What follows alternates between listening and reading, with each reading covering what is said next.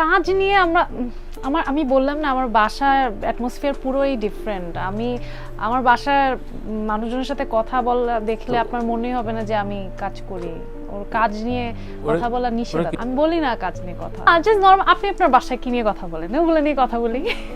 এখন আমি ঘুমার সময় আমাকে দেখে বোঝা যাচ্ছে আমার প্রচন্ড ঘুম পেয়েছে। আমি 12টার মধ্যে অবশ্যই ঘুমিয়ে যাই, 11:30 12টার মধ্যে। আর সকালবেলা ঘুম থেকে উঠি, তারপর কিছু ঘরের কাজ করি, এই তো আর কি। মানে আই লাভ কনস্ট্রাকটিভ ক্রিটিসিজম, কারণ আমার মনে হয় যে একটা ভালো কাজের চালিকা শক্তি অবশ্যই আপনার ক্রিটিক্সরা।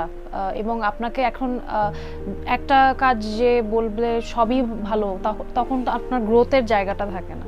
তো কোন জায়গাটায় খারাপ, আমি সবার আগে একটা কাজ রিলিজ হওয়ার পর যে আমার সাথে কথা বলে আমি তাকে জিজ্ঞেস করি যে কোন জায়গাটা ভালো লাগেনি আপনি আগে সেটা আমাকে বলেন, তারপর পজিটিভলি নেওয়া হয়। অবশ্যই আমি সেটা পজিটিভলি নিই।